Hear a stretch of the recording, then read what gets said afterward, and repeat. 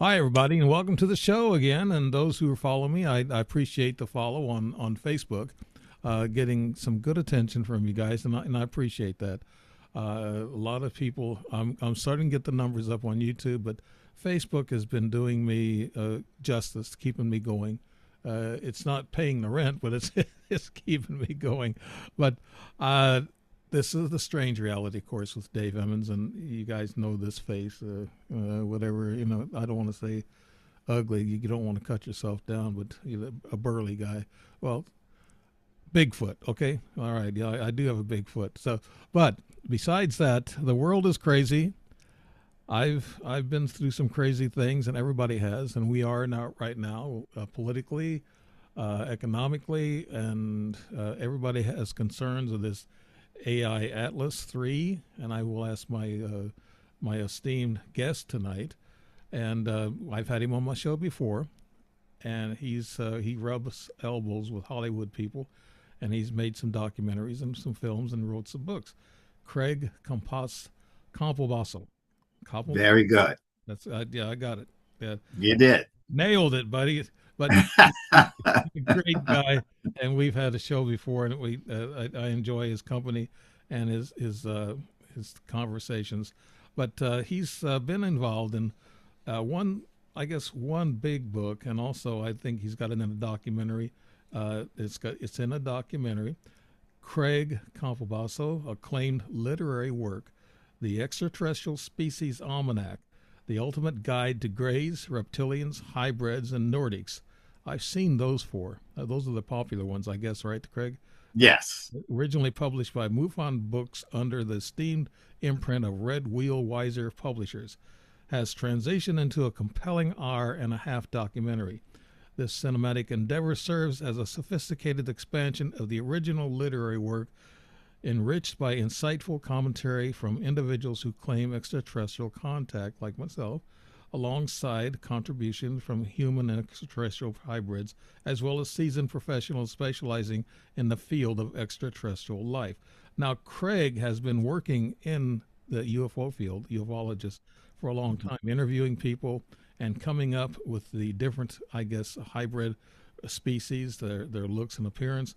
And it's a meticulously crafted documentary seamlessly integrates authentic photographs of extraterrestrial entities, state-of-the-art computer-generated imagery, and wow, it's great. I've went through some of his shows, and I'll have them in the narrative. All these like websites and stuff that you can go to see these and see a synopsis of them. And a state of the art computer generated imagery is great. The exemplary artistic renditions of portraying beings that defy terrestrial norms. It stands unparalleled in its uniqueness and sophistication, setting a new standard within the current market landscape. That's my buddy Craig Campobasso, and I'm going to share something, show the cover of this book. Craig, if you don't, Oh, sure. Absolutely. I don't want anybody to look at all my files, but but I'm loaded with files. Tell you, uh, Yeah, I think we all are. you can't you couldn't you can't keep up with looking at it anyway. Here's the a sample of the book, and I will blow that up a little bit. There it is. And Craig Campopasso, can you tell us how you come up with this design?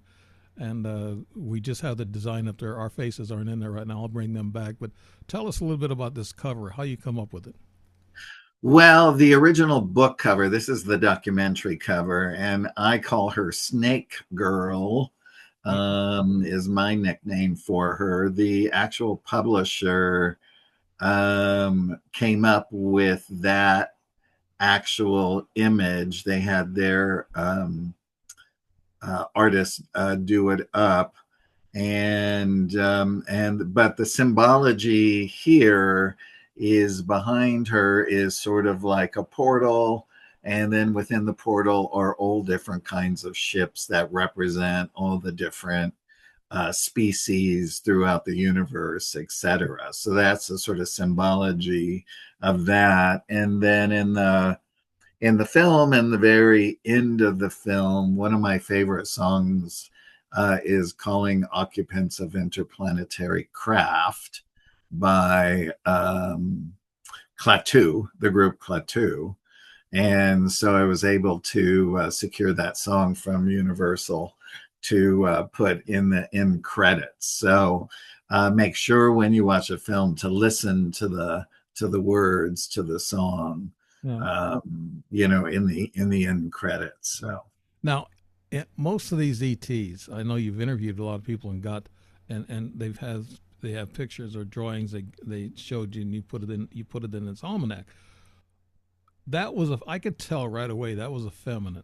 When I first saw that picture, right. that was a feminine ET. Now, can they be hybrids? Can they reproduce from humans? Also, have you heard anything about that through your investigations, Craig? They can, and I think a lot of it in the beginning is done through their labs, like creating hybrids through their labs. And then as things branch out more and more and more, then they can start having, sex like everybody else. Mm-hmm. Um, Dependent, but that's, several generations down and sort of populating that society. Yeah. Well, somebody asked me during all my experiences about sex, and not to be too explicit, but yes, there was one time I was in this laboratory. It was all glassed in, and there was an older gentleman. I didn't see his face, but I saw his arm. He had blue spots. He was a blue spotted hybrid type alien, I guess, human blue spot. Mm-hmm. And he motioned for me to lay down on the floor, and there was I knew it was a feminine person because it had long dark hair, and I got under the blanket, and then things happened, and I got back up. He showed me this little walkway, and I went through the walkway, and I ended up back in my bed. And that was the time that when people ask me, says, does that happen? But this looked like a human hybrid in a way, Craig. Right. Yeah. Well, humans, of course, can copulate and still, no matter the species, Mm-hmm. right, from wherever. But there, I don't talk about this a lot, but there are many people who have had that same experience. Right. Also, they come and they take samples, and Right. I've seen that several times with a little brown hose that goes to the groin, and you kick it away, and then they knock you out anyway. So whatever they do, Right. they collect blood samples, semen samples, and also your frequency samples. They can read you. Sure. They actually they can tell where you're at. That's another thing too. Now, in your investigations, when you talk to people, did they ever tell you that they seem like these ETs knew where they were at all times, and they knew where they was going to be? Totally. They're actually a lot of them are what we call star seeds. You know what a star seed Yes. is. And these very advanced extraterrestrials can keep track of the star seeds through through a very advanced super biological computer. And they keep track of them through blue beams, so they know where they're at all times. If any danger were to come to one, that blue beam would be activated and it would let them know. There has been cases with some star seeds where the beings actually came and rescued that star seed Mm-hmm. from something bad happening, that some other negative race that was against the other race Yeah. was trying to do to that star seed. So Yeah, right. I told you that story pre-show about that sphere that knew where I was going to be in Idaho, and mm-hmm. there it was. It was come from Montana and went to Idaho, and it was right there, and I saw it. So, and I thought to myself, they must have time or manipulate time. And I got a young lady who I think I met her mother back in 2010 in Sedona, and I got her in my book. And this young lady looks exactly like her mother, and probably a little bit like me. I seen her face finally a month and a half ago before I took my road trip, and apparently she's I've seen her 6 times in this past year, and there's this different times, and she's in awkward places, weird places, like walking on the side of the road like a hitchhiker, or she's always carrying a a bag on her, or even some kind of a knapsack or something, but she's got dark hair, and she knows like where I'm going to be. The spookiest one was the last one. It was about 7 weeks ago. Uh, I took the wife at a department store, and there she was sitting outside with a bicycle, and she had a backpack on, and it was a brown backpack, and she put the backpack on, and she got up on the bicycle, and my wife even looked at her. My wife looked at her. She's going in, but she didn't connect the dots. This girl rode the bike right past my car window as I was waiting for my wife. She's only be there 10 minutes. I looked at her face, and it looked just like the gal I saw in Sedona in 2010, but a younger version. But she doesn't say anything to you in No, any of no, these encounters. no, doesn't look at me either. She never looks at me. There might have been one time she looked at me. It was in a restaurant, and I guess when they do look at you, they kind of mess up your mind. Like don't go any further. Don't ask questions. Don't push or anything like that. So you walk Right. past and you say, "Why didn't I say something? Who was this?" So, but that same day that she was we went over to another store. It was only 5 minutes away. We went over there. I dropped my wife off, and there she was at the end of the parking lot, standing on her bike at the curb with no cars around, nothing there. She was at the end of it. All the cars are parked inside the lot. She was at the end of it, knowing that I would see her. And so I thought to myself, I'll go drive up. And I saw my wife she had a dirty look on her face. She's mad look, like she thought maybe I was chasing this young girl, And I said no. So I got scared, and I pulled around into the parking lot. I said, "Hell with it," But I Right. should have went up to her and said, "Who are you, and why are you, tracking me?" So yeah, you've heard people talk about that too. And do they have certain people that track them all the time, Craig? They do, or this person could just be a part, like you said, could be maybe a biological daughter, Yeah. right? If you get that feeling, Yes, I do. um, that she's very interested in you, but she doesn't want to, you know, disrupt your life because she knows that she's also part from up there, and that's where she was brought up. So down here she's sort of putting herself in front of you, and there will probably come a time where you'll see her and you'll be able to engage with her. Hmm. And I would just start off by saying, "Hi, I've seen you around several times," Yeah. and that kind of thing to just get the ball rolling. But lots of star seeds see their biological children with humans, Yes. like with Pleiadians and Syrians, and that they will have time periods where they will see their children in these lucid states. All right. And I mean, the one severe case was a woman that I knew who was married here and had two grown children, and she was wanting that star family back so much because she missed her her family back there. I can't remember if she was the husband or the wife back there, but she had children, and these children were, for her, were pulling her back, and she told me that she was going to commit suicide so she could go back. Wow. And I was so worried about her, and I had a conversation with her. I said, "Look, one of the things that you sign up for when you're a star seed is that you will finish your mission. So if you cut it short, they're going to pop you right back in another body, and it's going to prolong Yeah. Are we talking, you being here." reincarnation? Is that what we're? Reincarnation, exactly.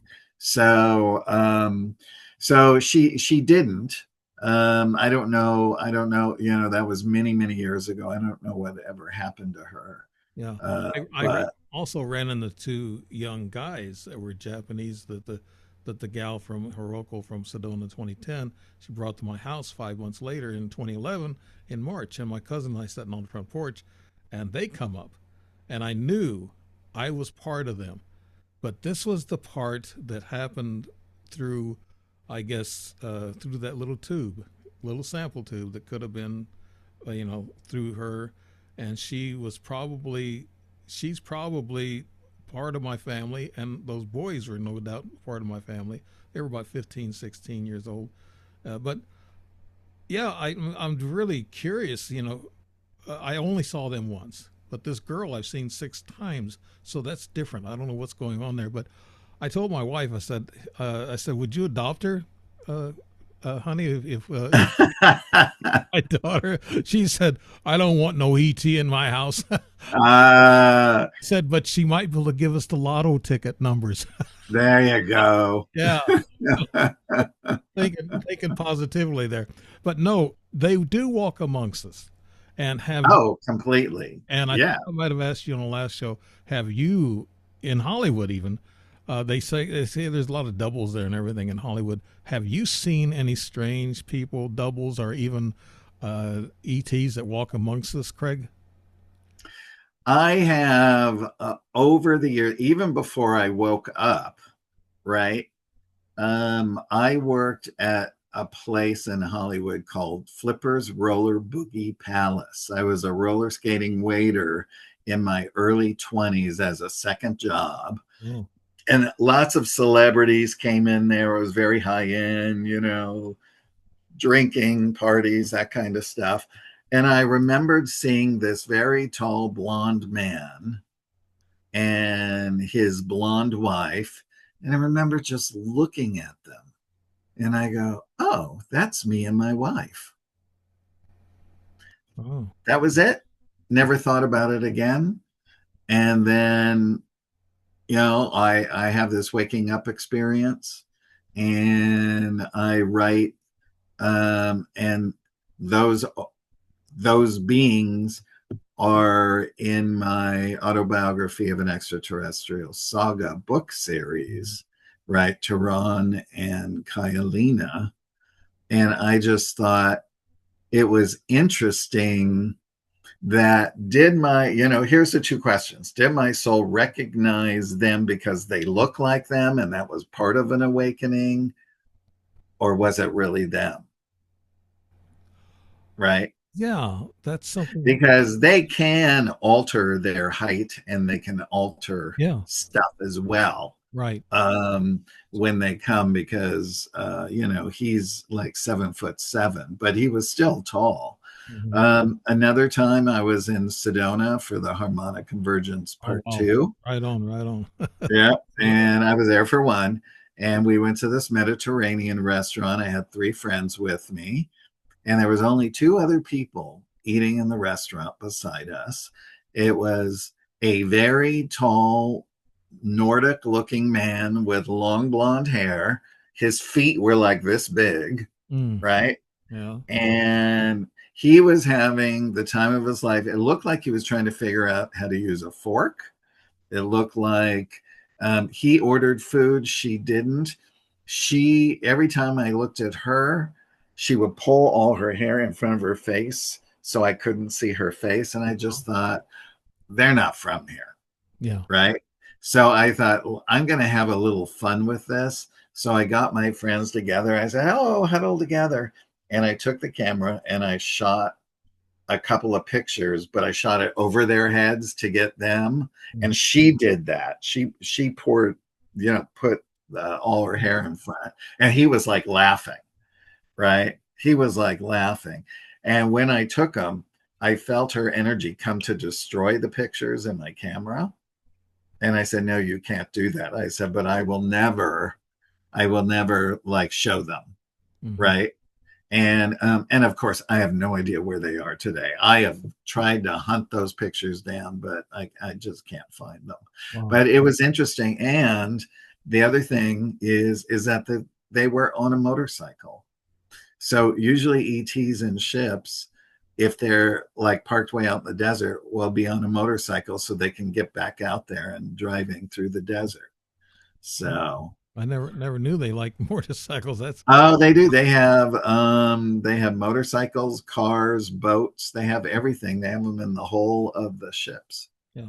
Who's taking care of these ETs, Craig? That's giving them these motorcycles and cars. Do we have a human connection here that's kind of like their caretaker, Craig? There are. I will tell you in the Valiant Thor case, Mm-hmm. that there was a very wealthy man in Switzerland.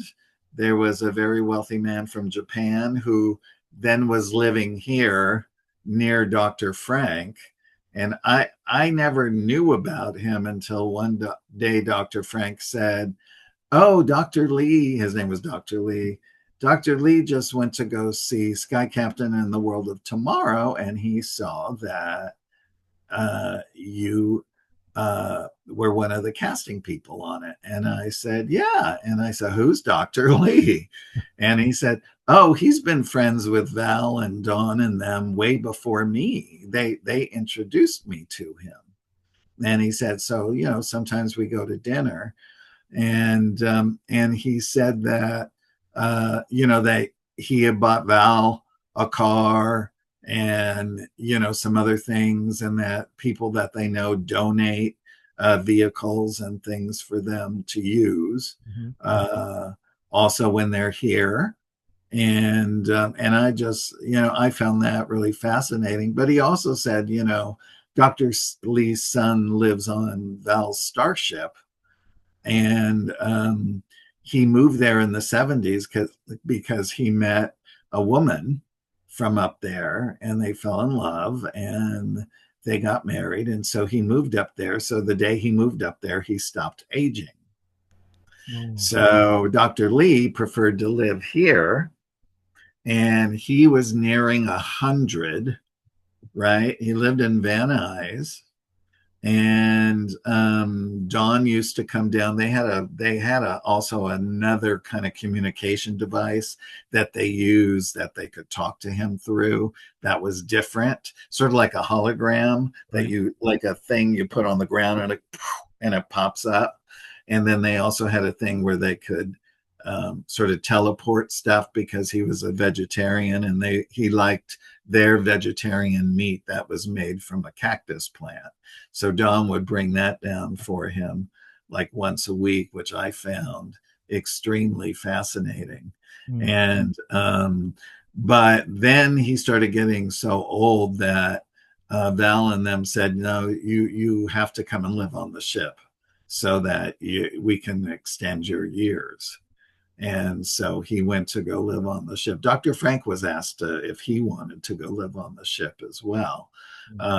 But he really wanted to continue his mission here, which was bringing forth, Val Thor's message and really trying to get the feature film off the ground, which has now been handed to me.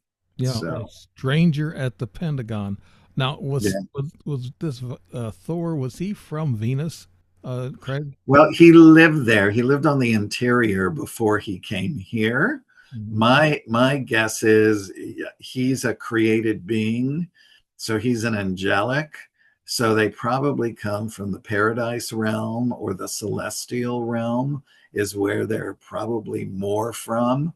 And then these different created beings are given sections of the universe to oversee and so he was given this back. Well, his mission started in 1957, and he lived at the Pentagon for 3 years under the Nixon Eisenhower administration. It was foretold to the government that that he was going to be coming, but they just didn't know the date at that time. Mm-hmm. And that a universal emissary. And what he came to do was to help them with a proposal that would eliminate sickness, disease, prolong life, talk to them about uh, free energy, and atomics and all the things that what they've done so far, how it's set the planet off its axis and hurts other planets in our solar system as well as interdimensional planets. Yeah. So it's a it's one of the most fascinating stories that I've had, and he's still here. I mean, he left and he went away for a year, and then he came back, and he's here until the Earth, everyone shifts over and becomes fully conscious, and we can start going back out and meeting other civilizations and things like that. Did And he have a sister and a brother that was with him, Valiant Thor? well, this is the picture. They're it's more like a soul brother. It's not a biological brother, but this Yeah. is Val. This is Dawn, his vice commander, and this is Jill. And Jill is the wife of his other vice commander, Zan, Zann. Mhm. So he has four vice commanders: Teal, Dawn, Thawne, and Zan. Yeah. You mentioned something a while ago, and I think a lot of people would be curious about it. Celestial area. I mean, that you mentioned it's a celestial. Is that kind of like what a lot of people? It's simple. It's too simple. You call it heaven. It's too simple for me even. But a celestial land, or is that like the divine, the creator's area? It is. It's the divine, and we're on our way to becoming that celestial divinity as well, because what we do is we learn here in the physical world, and we go back and forth to the astral world, and then once we've gained all the knowledge in the physical world and through incarnations, we can live in the astral world, and then we graduate to the celestial realm, and then we have creational powers. We help with the creation of new worlds, foods, Yeah. uh, all different kinds of things. Yeah. I can't wait. I just hope I don't Yeah. what happens if you do it wrong and you get reincarnated, Craig? Well, what's beautiful about it is even the most evil people are not looked upon as um, that, but they do come in a lot quicker back into physical form to correct what went wrong in the last life, Right. and that they will definitely have people, um, a little extra, like guardian angels, ministering angels, things like that, that will try and help them along that karmic path, because they did create a lot of karma. I mean, murdering people and things like that is the worst karmic thing that you can do. Right. um, but then, some of those people that were like that were actually demon. There were so many demons on them that in actuality it wasn't them, it was these forces. Right. Are there people that are walking around that are soulless? I've heard that too, Craig, that there's humans that are soulless. Is that I think when I think of a soulless person, I think of somebody that did not get the empathy or compassion thing. Like, all of the mass murderers did not have empathy, mm-hmm. right? They did it, they felt nothing except for the excitement of having the control of doing it, Mm-hmm. right? So, um, but I have seen a few people that you go, wow, there's just nothing in there, Yeah. right? So I would tend to believe that there are, but I will say that I saw some human hybrids once in an unmarked car coming out of a place where known military bases are underground with human and extraterrestrial stuff. Right. And I remembered looking and I was like, oh my God. And this was the time I was in Sedona with my three friends, right? Talking about the other thing. And I went, oh my, did you see that? I said, they were soulless. Like the minute I saw them, I knew that they were soulless. So, um, They're looking their eyes. They got the dark eyes, probably.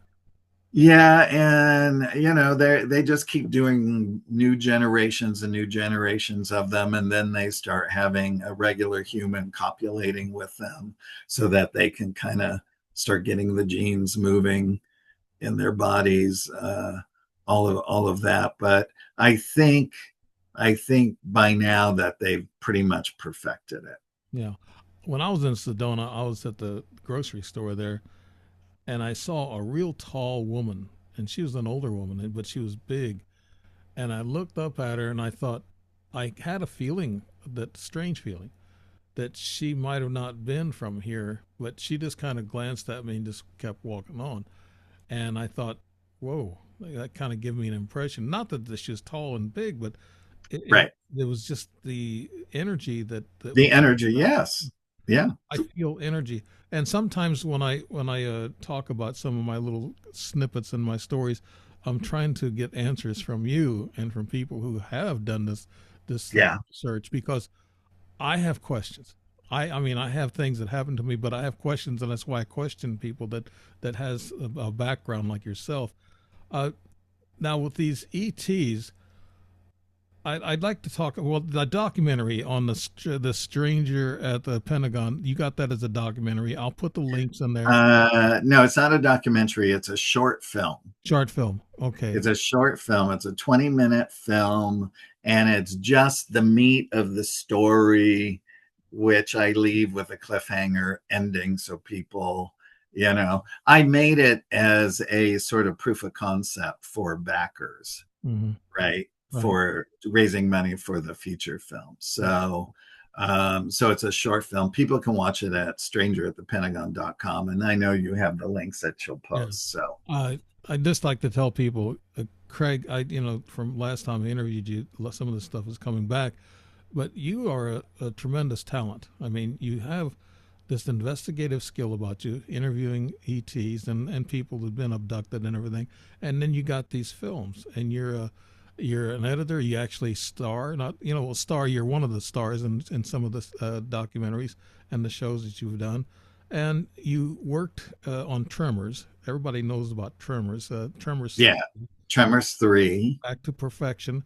Yeah. You were the casting agent, right? Casting director. I'm the one who brings all the actors in for the producers and the director. And I told you guys, this he's rubbing elbows Hollywood.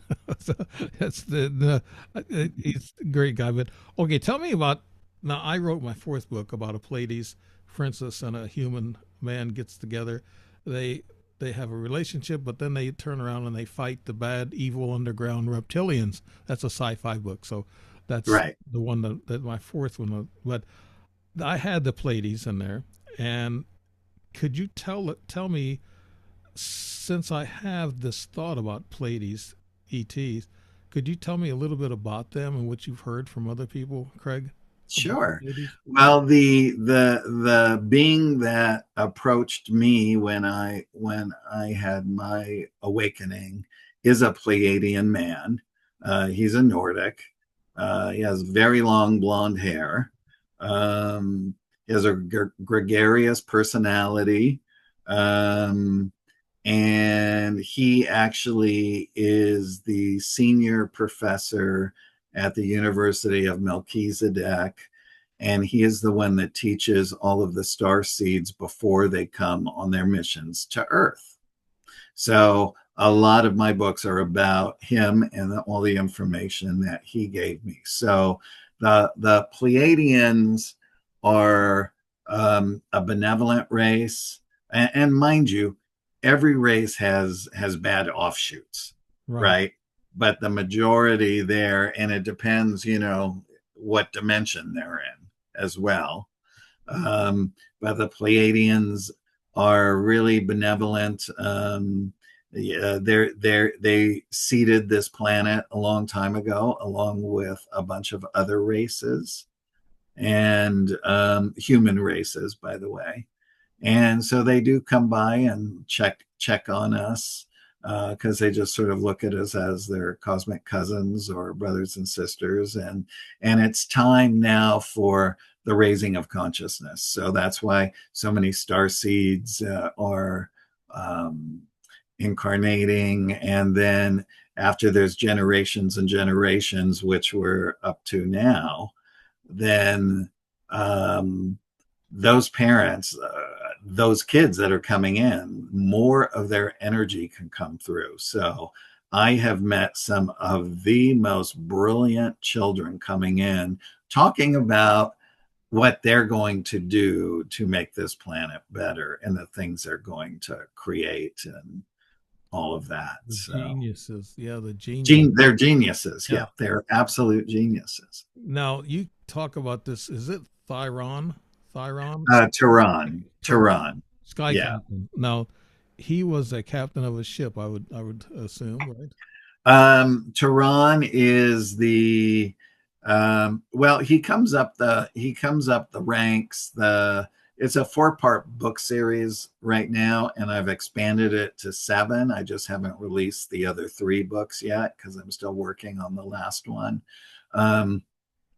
But he does have his own ship, but as he comes up the rank through the solar commandership, as we call it. Mm-hmm. And there's sub commanders, and then the sub commanders can rise up through 3 solar commanderships where they actually run starships and motherships and things of that nature. Well, that's now. Have you had people? Now you say. Oh, let me get to this first, especially about this almanac. You say there's 82 races of species of ETs, and how many of those in our galaxy? I heard there's a number of 20% are human, like we are. Is that right, Craig? Well, first of all, there's way more than 82, No. but when the publisher had me write the book, they said we just want thumbnail reviews of each race, and um, we don't care how many races you put in there. I had in from my research over 125, Mm-hmm. but I had to come in under 300 pages. And I was a very big fan of Paul Hellyer, the former Canadian Minister of Defense in Canada, who passed away a few years ago. And before his death, he said that he knew of 82 races. And I said, let me see if I can squeeze 82 in and give this homage to Paul Hellyer. And I was able to squeeze that many in. But what's interesting is that the Alpha Centaurians who visit this planet a lot, there are many contactees here. I've used 2 of the contactees who are having face to face, going on their ships, all kinds of stuff. One of them's in the documentary, Sixto Paz. The other is Ricardo Gonzalez, who helped me with the Alpha Centaurians in the book, but they call them Apunians because they visit the mountain of Apu in Brazil. Right. Right. So they call them that, but they're really Alpha Centaurians. So they're giant Nordics, just like the Pleiadians. And the lead one on Taral is over 8 feet. And so they're always visiting there, and they're helping the poor communities with medicine, helping with crops and things of that nature.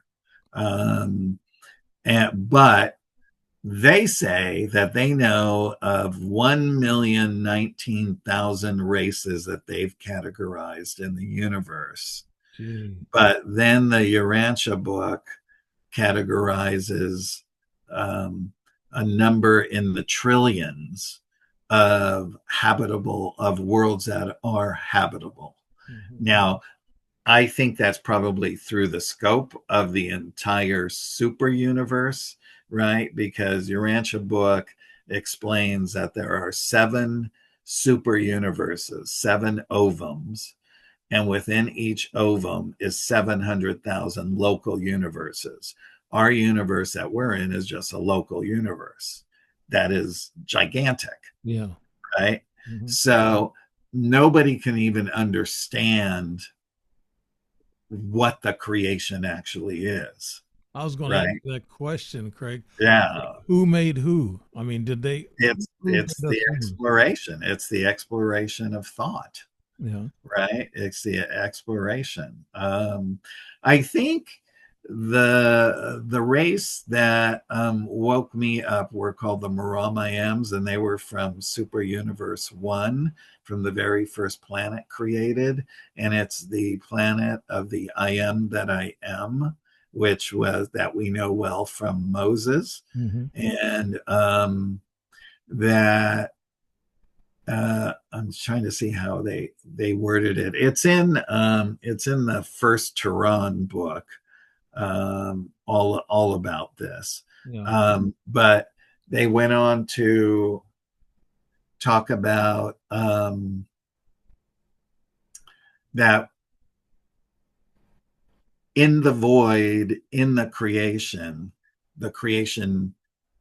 knew what it wanted. So it had a thought, then it thought on that thought, and then it had the choice to manifest that thought. And if it manifested that thought, it manifested the physical realm, which therefore casts duality out into the physical Mm-hmm. realm. But a lot of the beings were already divine, but those divine beings could be corrupted, Mm. right? Yeah. So Yeah. with the duality, Yeah. right? There a negative and positive, I guess, throughout all the universes. You got to have yin and yang to, I guess, to make things work. So evil infiltrates just about all the universes, and we have evil everywhere. I Uh, don't know. I don't know. I mean, if you were the creation and you wanted to explore every aspect, you might create one universe that's just evil. You mm, might create one universe that's just beautiful and good, right? Or you might create one universe that's just the most beautiful beings that you ever saw. mm. Or you might, you know, I mean, it's just endless. Yeah, you would think that the evil planets they'd kill each other off, and there wouldn't be no more. You know. Well, they could, but then they'd realize that they can't do that, right? But there would still be manipulation and all types of things of that nature. And then if they had the tools to create hybrids, then they would start creating hybrids and controlling them. Yeah. Now the big talk, Three Eye Atlas. We might get to that. I don't know how much are you Oh, sure. keep Yeah. track of that pretty good. Uh, but all you hear, the Anunnaki are coming back. The Anunnaki, the Anunnaki, the Anunnaki. I even use Anunnaki every once in a while. I get tired of it. So, who were the Anunnaki responsible for making us, and who the Palladians did they help out also, Craig? In develop? I do not know the answers to any of those questions. There is nobody that knows the answer to any of those questions except the the very advanced, fully conscious beings, Yeah. right?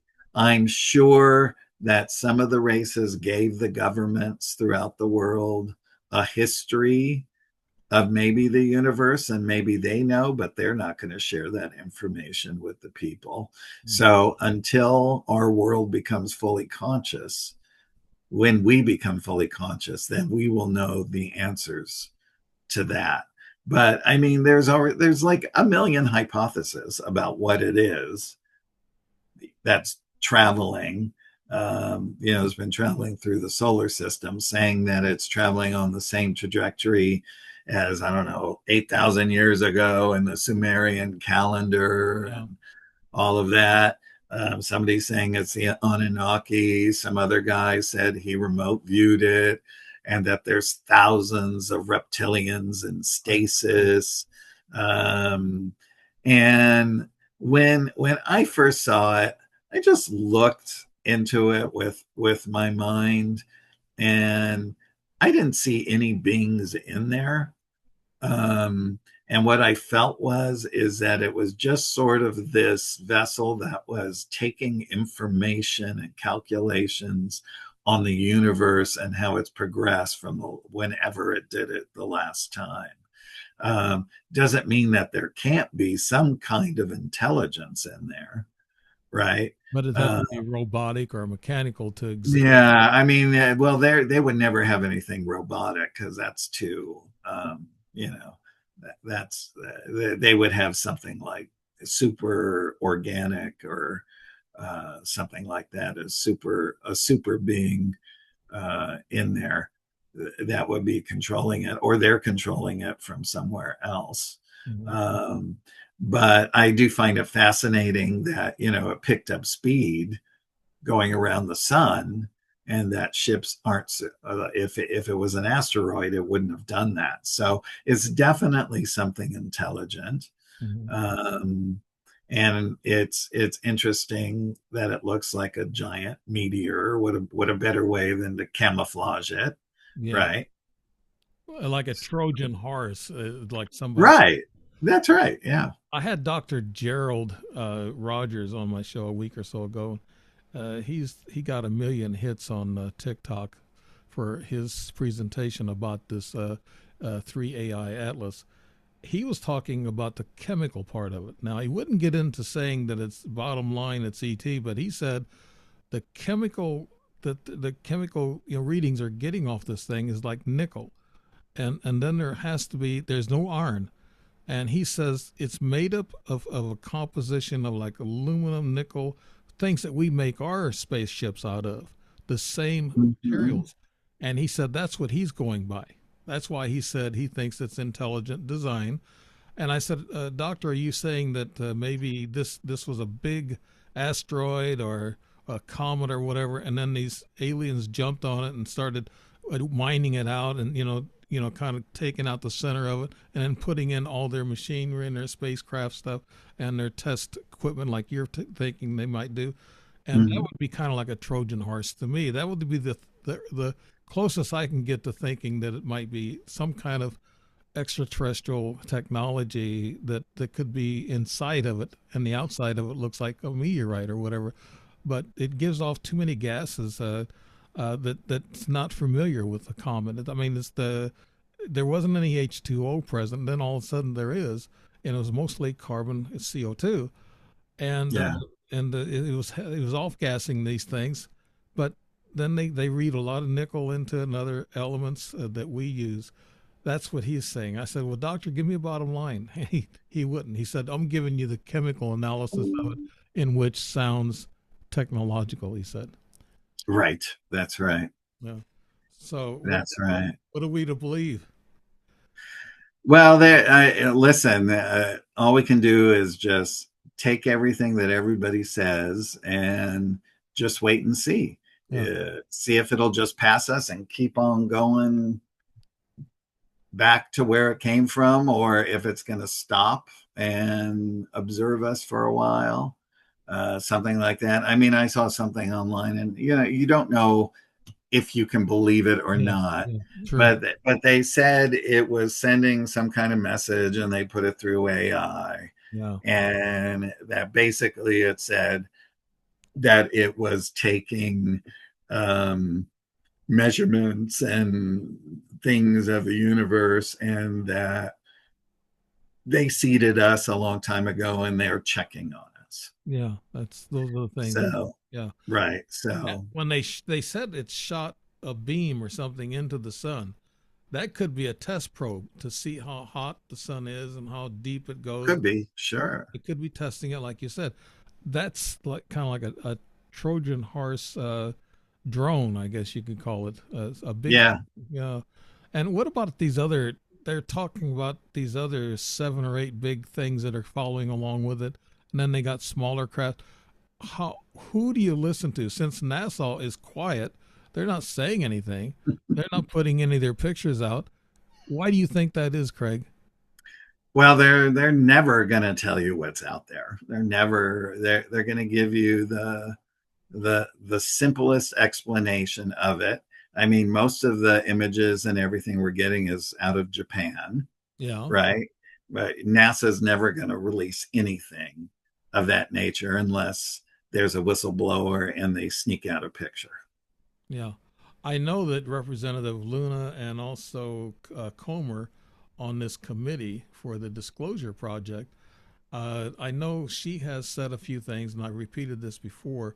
And she said it from the whistleblowers that they've been talking to. She says she can confirm that there are craft that we have, and about six of them in storage somewhere. And she also said that the ETs or extraterrestrials they're talking about are interdimensional.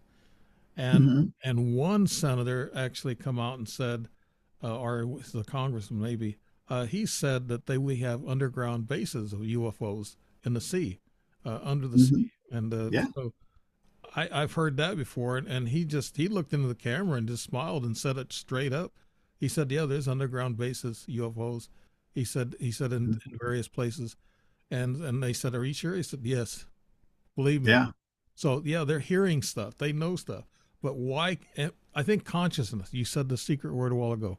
Until we become conscious of Right. the fact that there are other life out there, and number two, that we stop killing each other and acting like animals. Right. Is that what you think, Craig, that they're waiting for? Yeah, well, that's the purpose of consciousness raising programs that are really coming out of Melchizedek, which is you can consider the University of Melchizedek the college of spirituality throughout the universe, right? Mm-hmm. We all will go in and out of Melchizedek throughout our existence and learn, and then go off to another planet and learn, and things of that nature. Um, so, but there's definitely I mean, I had friends that lived right on the beach in Malibu. They used to tell me they saw ships flying in and out of the water in the middle of the night all the time. Mm-hmm. I've heard that too, and I've got a Doctor Shipe. He films a lot of these drones. Yes, yeah, yeah. I've been in contact with him. He's shown me all his stuff. Yeah, he's a pretty nice guy. I've had him on the show three or four times. I've been looking for some new, video from him, but they're usually just the same little drones, and Right, it's the same one the ETs give John Lennon one night in New York. It was actually a little metal, looked like a little brass, thing about this long and about as big as round as my finger, and they give that to him, and that's what Doctor Shipe that's what he videotapes, these little drones that travel 1,200 miles an hour and they just go up and go down real quick, and that's what they give John Lennon, and he didn't want to keep it. He got afraid of it, and actually the story goes on that they asked him to come with them. There was little grays, two of them come to his apartment, and they asked him. oh wow. Yeah, they asked him to go with them, and I'm not going to say who told me all that because I don't want to get back, but I know also Uri Geller. I know him, and I presented that story to him and sent him a picture of what it was. He didn't answer back. When he wants to clam up, he doesn't want to tell anything. I know that Right. I hit the truth. So, but he's a great guy. Uri Geller is, but Dr. Shipe is also a great guy, and he told me that about this John Lennon story, and Uri Geller actually ended up with that little piece that John Lennon Wow. didn't hang on to. But no, that it's strange how you run into people and you can make this story go to this and then this that, But how much is believable? I think I believe most of that because Lennon did have a couple of experiences that I know of. Yeah. Yeah, and but no, let's get back to the stuff that you're doing. I think what you're doing is great. These documentaries, these films, and coordinating things. You got the perfect host. Now, what was that host? I didn't read the synopsis on it. Could you tell us? Well, that was a movie that I cast. Yeah, It's a very interesting movie. It stars David Hyde Pierce from Frasier, yeah. and Helen Reddy's in it as well. Um, but what's fascinating about it, and Clayton Crawford, who's now also starring on Chad Powers on Disney. But what happens is it's a vagrant guy, which is like the Clayton Crawford part, and he shows up at this guy's door with a sub story, and he's really there to rob him. Hmm. But what he doesn't realize is he's walking into a murderer's house. Oh, And the guy like serves him wine and does all kinds of stuff. And he wakes up and he's hand tied. So the evil guy who was coming to do evil met somebody more evil. And then it's like all these wild fantasies that go off in David Hyde Pierce's murderous mind about things, that happened, and that kind of, it's a great movie. yeah. Yeah, it's a Has really good movie. nothing to do with ETs or Nothing to do with ETs. No, it's just a film that I cast. were there other projects? I know I looked briefly and took a look at the website, and I took a look at some of the shorts. Uh, are there other projects that you've done that involve extraterrestrial and also people that you've interviewed, Craig?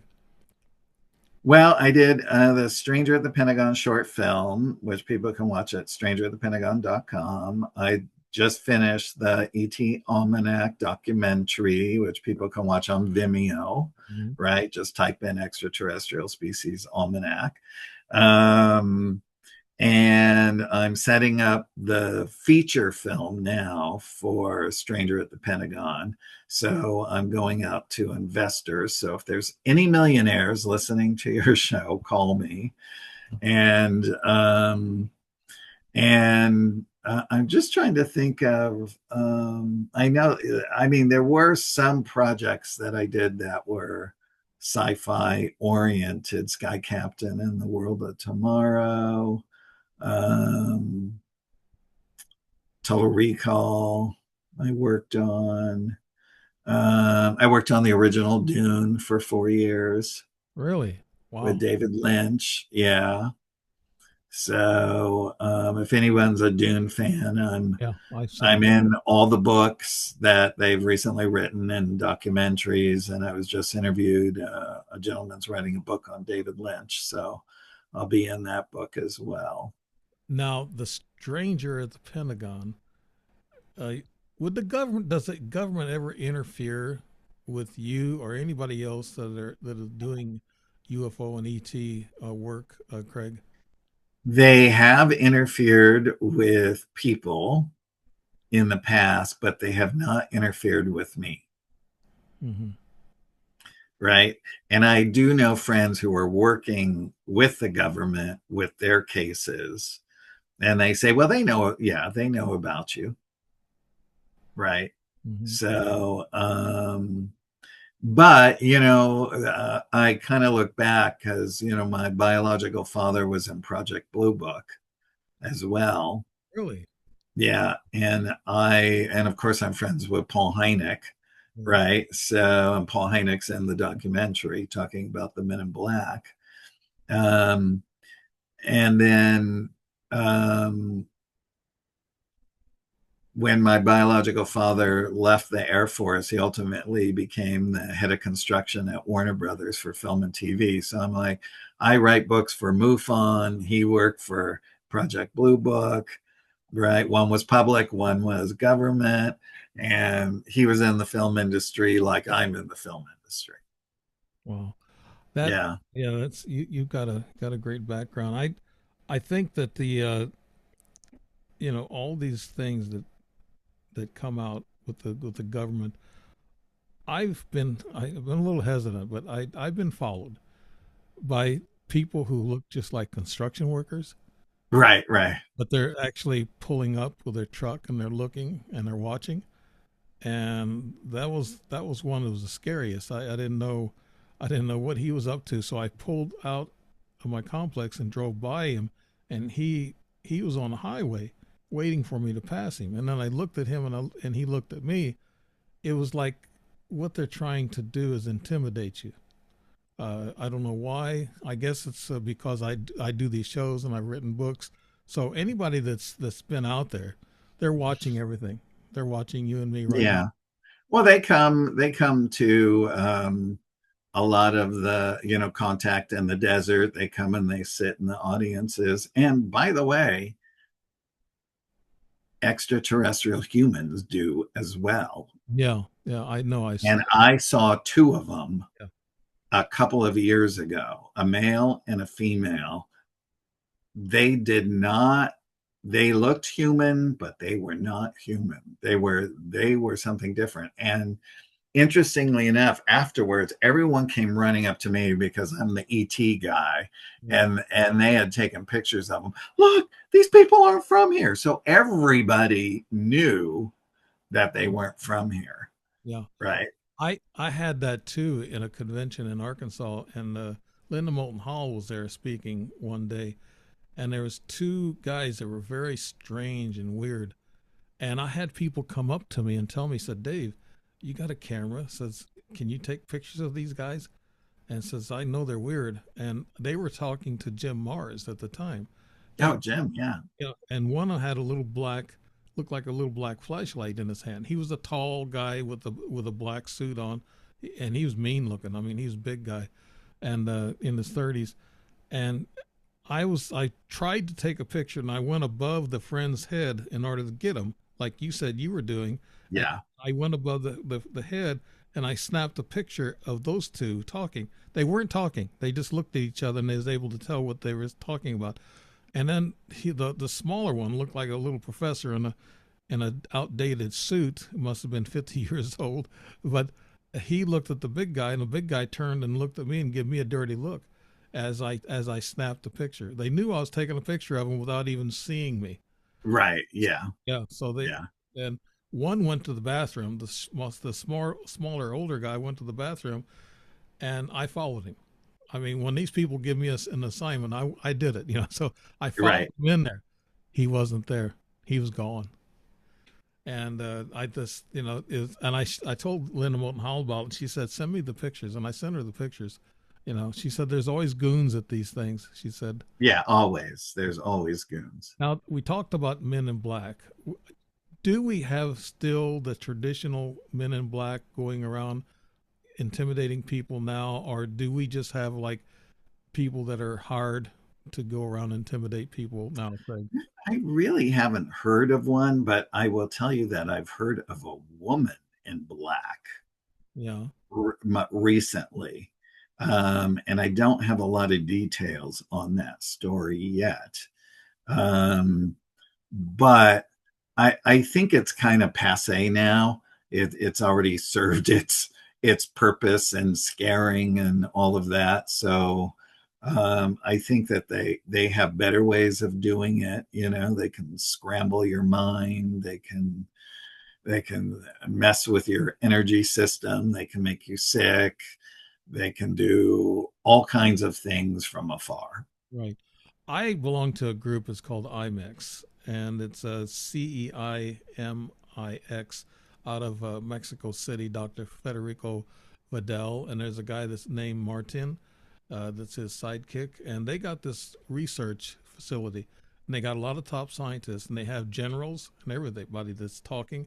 We were supposed to have a meeting tonight, and the general couldn't make the meeting, so we got it for next week. Planning on that. So I'm kind Mhm. of a consultant with this group, and I communicate with them quite a bit. Dr. Federico's a great guy, and they're very progressive with their group. I don't know if you've ever heard of them, IMEX. Mhm. Yeah, Yeah. just look them up, see but they're very aggressive in their research, and they're researching UAPs, and they've always been pretty nice to me. And I've given one conference to a group of scientists, and I'm just I'm just a journalist. I'm not a scientist, but I'm telling them my stories, in which I told you some of them. But I look at this thing, Craig, and I don't. You might agree with me. We call ourselves experiencers, and then Right. some people say, "Well, no, we're contactees. If you're visited more than once or twice, you're a contactee." I come up with a different name, in which is fitting because I've been followed all my life. Things still happen. A month and a half ago, I call myself an unknowing participant. Hmm. And Steve Mira said that sounds pretty good. That sounds like it's progressive. It's going from experiencer contactee to unknowing participant. That's because you're participating with these ETs in their experiments, and you're not really knowing when or where or how they're doing it. So Right. I don't know if that makes sense to you. I Yeah. Yeah, it does.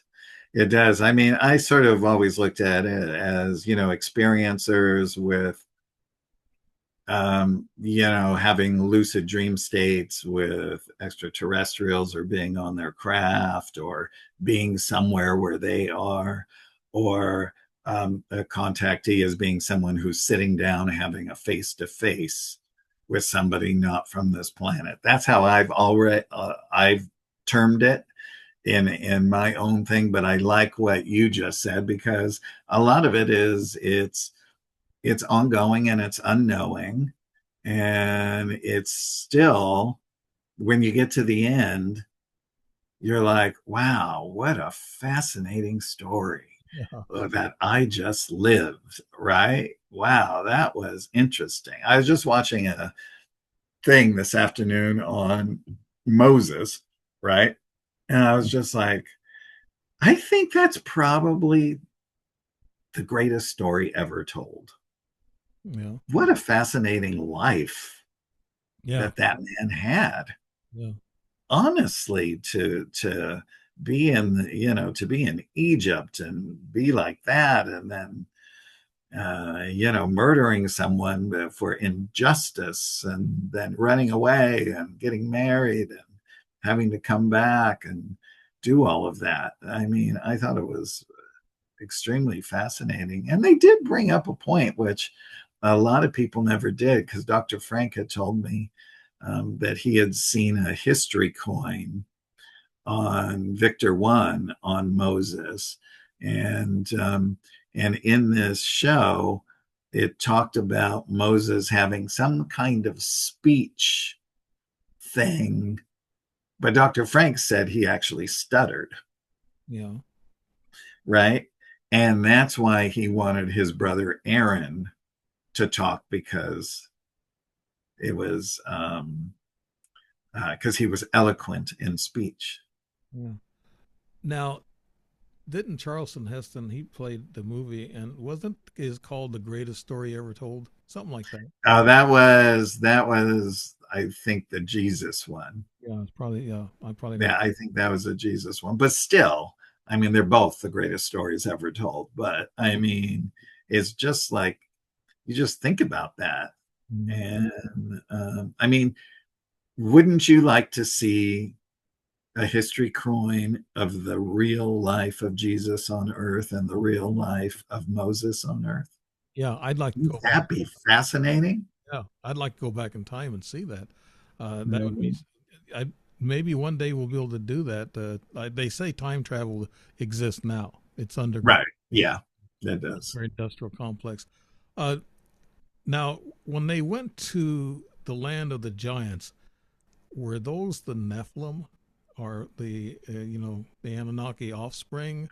Who went to the land of the giants? Well, Moses and his son. Well, Moses didn't go because it was 40 years later they finally went into the land of honey, milk and honey, and there was giants there. One they had somebody come back and report to him.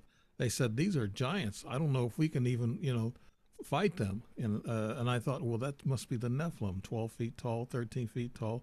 That's It could be. I mean, I don't really know. I've heard those kind of stories, but they could have been I mean, the most common story is that they're the fallen angels, Yeah. Hmm. right? Which is the Nephilim, Yeah. right? The fallen angels. Or could some of them have actually been fully conscious extraterrestrials who were giant Nordics as well? Yeah. I look at these at all these experiences, and with other people, I interview a lot of people, and I look at sometimes that the ETs can control your mind. They can take light. I've had light put in my face, and they were erasing my memory with light. Right. And I was walking back and forth, and somebody had my shoulder, and the other shoulder, but they had this light. It was about 6 7 inches long, looked like a tube, and they were going up and down my eyes. I guess they was erasing my memory, but I remember it hurt my eyes really bad. And I thought to myself, why did they walk me? Well, when they walk you, you're going to open your eyes. If you're laying down, you're going to close your eyes. So this way, the frequencies Mm, can go into your brain through your eyes and right. erase you. And I also know what they dumb you down with, some kind of electromagnetic energy that they dumb you down, because I've been dumbed down before too. And then there's a plasma energy that is propulsion, and that's what Dr. Shipe was talking about. That Hmm. these little drones were they would pick up off of electrical lines. They'd power up through these electrical lines and then go back to it, and it was plasma, electrical plasma. So there's different forms, and then there's sound frequencies, low sound frequencies they use for communications, from what I heard. And I talked to this Dr. Rogers, and he was telling me about the low frequencies that the Navy uses to communicate underwater. And this is below like 5 hertz. We're talking really low. Right. And they said that the ETs also use that for communications at low frequencies. So frequencies are highly used, and so is light and electrical plasma. Yeah. But I mean, we still can't put it all together, can we, Craig? No, but there'll be a day. I mean, we just have to wait till we're all fully conscious, and we will understand everything. Right. I wanted to ask you, when you interview people, and I do the same thing, interview people, but there's, I have a ledger, and I keep a ledger, and a lot of my ledgers, I even put my dreams down, see if there's a connection. Now that's Mhm. cerebral, that's, those dreams are a lot of, there's a lot of cerebral memories that comes in a lucid dream and everything. But myself, I have to have something tangible. I have to see a craft consciously, and then if I have a dream, then that really counts. That says something. You got something tangible and also something cerebral. But what happens when all your experiences are cerebral without any consciousness, that you see these things are tangible, that you can, you can reach out and actually touch these things? What, I mean, how much do we think that the ETs are putting in our heads, Craig? Well, the thing is that they can implant thought into your head, but it's you who makes the decision whether you're going to use that thought, right? So if it's a good thought, oh, I think I'm going to write another book about this. Maybe that was a nice little implant, and whoever those beings are going to help guide you to write that book, right? Or if it's a bad thought and somebody says, do this to this person, right? And you decide, okay, well, I'm going to do it, right? And you just keep perpetrating, and then it just perpetrates bad faith, bad anger, fights, things back and forth, back and forth, back and forth, and sometimes they escalate, and all those kinds of things. I mean, so yes, I mean, we can all be influenced as well. They just can't take you over and make you do stuff. That is against universal law. So, They can but I'm sure it's happened before. Yeah. I'm sure it's happened. They can push you, a little bit, just kind of push you into doing things. I wanted to close by you telling me the most fascinating ET story and event that you've seen or heard or been involved in, Craig. Wow, there's been so many. I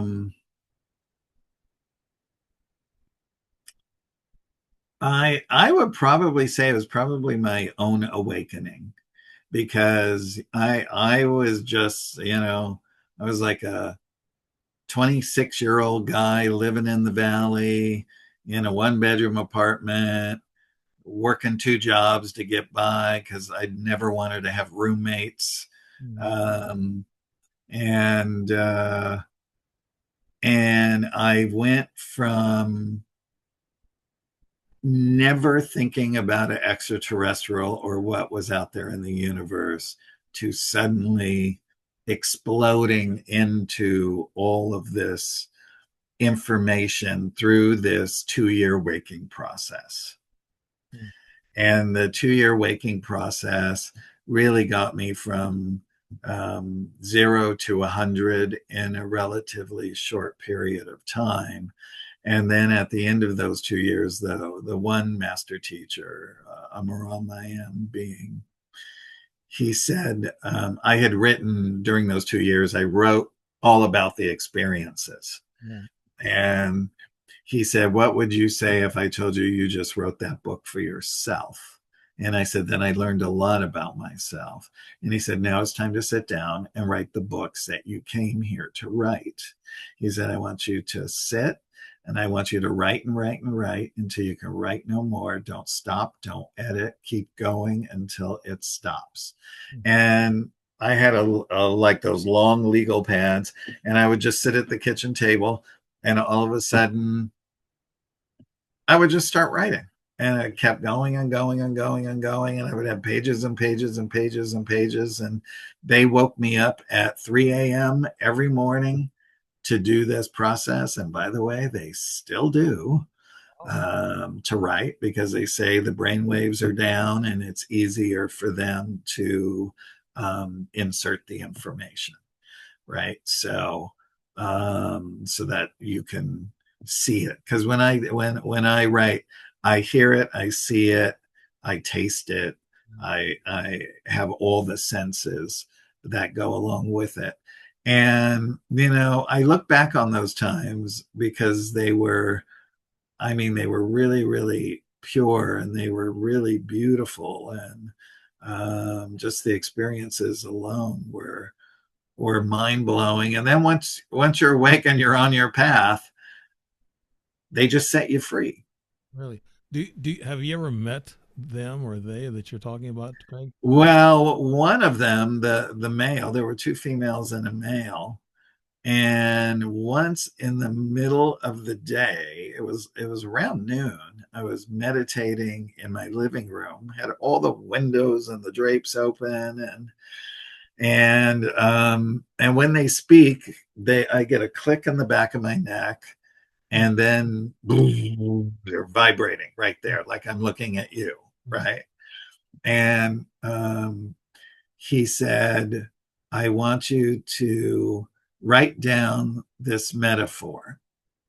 And he said, the truth of the triangle is the power of the pyramid. And I went, wow, that's really beautiful. Mm. But I was so deep in this meditation, I didn't come out. Mm. And so 5 minutes go by or whenever. And I said, oh my gosh, I'm so sorry. Can you come back and tell me that metaphor? And he did, right? And then when I opened my eyes, his soul was before me in my living room. It was giant, like so wide, all gold light with all these gold oval prisms just like this. And I'll never forget the feeling of that, just that unbelievable spiritual power. And he went from floor to ceiling, and then he just moved all around like this throughout the living room. And there was a portal in the living room that they would come down through. I could see their forms coming down when I would write in the middle of the night, and then he went up the portal, and I was just godsmacked, Wow.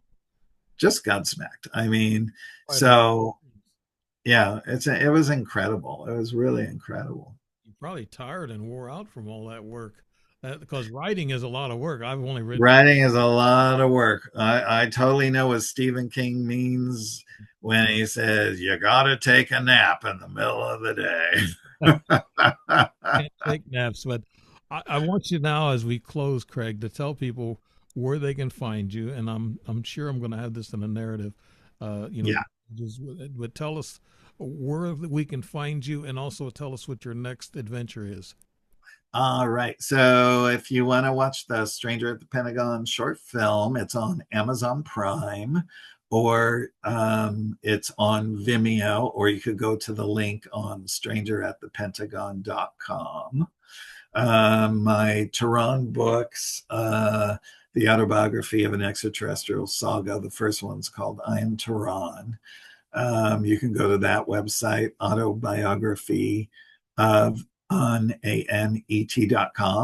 All those books are on Amazon. They're on Audible, Kindle, all of that. And then also on my website, autobiography of unat.com. In other books, you can buy the documentary, the ET Almanac documentary on DVD. You can buy the ET Species Almanac book there, and you can also buy my latest MUFON book, the UFO Hotspot Compendium. So anything you buy off my website, I will personalize and autograph it Okay.